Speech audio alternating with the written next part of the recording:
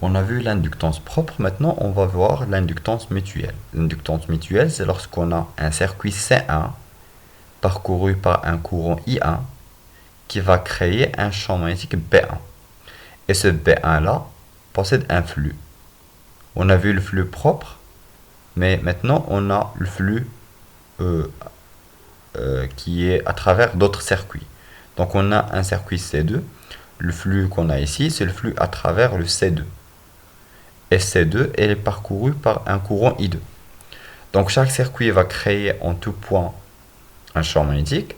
Le champ magnétique total, le flux magnétique total phi traversant chaque circuit peut être décomposé en deux parties. Donc on a le flux propre et on a le flux mutuel. Donc phi 1, c'est le flux de champ P1, c'est le flux propre de le premier circuit à travers le premier circuit, plus le flux de champ magnétique du premier circuit à travers le deuxième circuit. Et ici, on aura la même chose.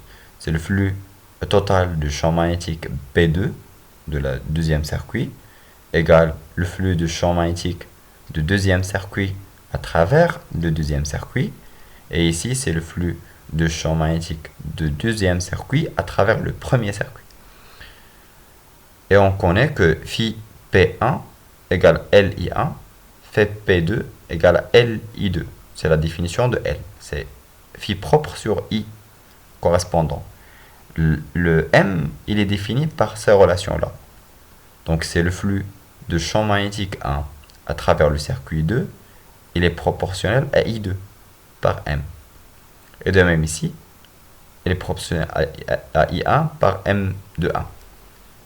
Et on peut montrer bien sûr que M de 1 égale à M de 1, 2 qui est égal à M.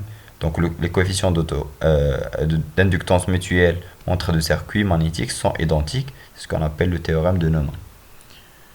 Donc le théorème de Neumann, c'est un théorème qui permet de montrer que M de 1, 2 égale à M de 2,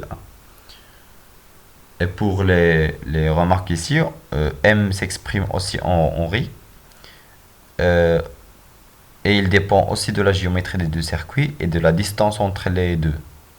Donc il dépend aussi de la distance. M est toujours peut être positif ou négatif. Donc contrairement à L, elle est toujours positive alors que M peut être positif ou négatif. La force électromotrice est donc donnée dans ce cas-là par E1 égale à, on connaît que E1 c'est moins D2 phi 1 par rapport au temps. Et phi 1 n'est autre que phi 1p plus phi 2 sur 1. Et donc c'est LDI1 sur dt plus MDI2 sur dt. D'où cette expression-là. Et on peut écrire la même chose pour le deuxième circuit. On parle d'un couplage. Donc on a un couplage car E1 dépend de I2 et E2 dépend de I1. Donc on a une relation entre la tension ou la force électromotrice dans un circuit et la force, le courant dans le deuxième circuit. L'énergie magnétique dans un circuit couplé n'est autre que l'énergie dans le premier circuit, l'énergie propre dans le deuxième circuit et l'énergie d'interaction mutuelle. On peut factoriser par 1 demi LI1 au carré, ce qui permet d'écrire que L1 ici, L2, I2 sur I1 au carré et 2M I2 sur I1. En disant que notre variable c'est Y2, I2 sur I1. Donc si on note que I2 sur I1 égale à Y, on peut écrire que c'est 1 demi I1 carré, facteur de L1 plus L2Y carré plus 2M Y. Et cette équation, c'est une équation de deuxième ordre. L'énergie est toujours positive, donc delta doit être négatif. Pour que on n'a pas une valeur de y qui permet de changer le signe de ça. Donc le delta, normalement c'est 4m carré moins 4L1L2 qui doit être négatif et donc M2 est toujours inférieur, M2 carré est toujours inférieur à L1 fois L2. Donc on a cette propriété là. C'est une propriété très importante dans le cas de dans notre induction mutuelle. Donc, comme exemple d'application, on va considérer deux solénoïdes infinis de même longueur, de sections différentes et parcourus par des courants différents. Donc, on a le solénoïde rouge, il est parcouru par I2, alors que le bleu, il est parcouru par I1. Donc, I1 tourne dans ce sens-là, alors qu'I2 tourne dans le même sens, bien sûr. Chaque champ magnétique, chaque courant va créer un champ magnétique. Donc on aura B1 égale à mu0 N1 sur H fois I1 EZ. Et de même pour B2. Donc B2 égale à mu0 N2 sur H fois I2 EZ. Et donc on peut calculer le champ magnétique, le flux du champ magnétique de champ 2, de champ 1 dans le circuit 2. Donc le champ de la bobine bleue à travers la bobine rouge. Donc le champ de la bobine bleue c'est B1, alors que dans la bobine rouge est formée par N2 spires. Donc c'est N2 fois l'intégrale sur une spire. Et si on remplace B1 par cette expression-là, on peut faire sortir tout ça, ce qui permet d'écrire que ça fois S2. S2, c'est la surface qu'on a ici. Ça, S2. Et donc, c'est proportionnel à I1 par M. Et donc, M n'est autre que mu0 N1, N2 sur H fois S2. S2, bien sûr, c'est le rayon de la spire rouge. On peut dire que pour B2, normalement, voici son expression, c'est la même expression qu'on a écrit ici. Et on peut donc calculer le flux du champ magnétique B2 à travers la spire B1. Et donc, il suffit de multiplier par N1, c'est le nombre de spires dans la bobine rouge maintenant. Dans la bobine bleue, c'est N1 fois B2 fois DS. Mais ici, lorsqu'on va intégrer, on doit remplacer ici par S2 et non pas S1. Pourquoi par S2? La première chose que M doit être le même.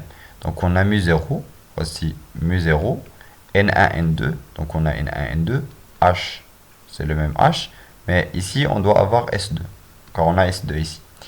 Pourquoi S2 et non pas S1? Car le champ magnétique créé par la bobine bleue existe dans toute cette zone-là. Donc c'est ça S1. Mais on veut le champ magnétique de la partie rouge maintenant. Le champ magnétique de la zone rouge existe seulement ici.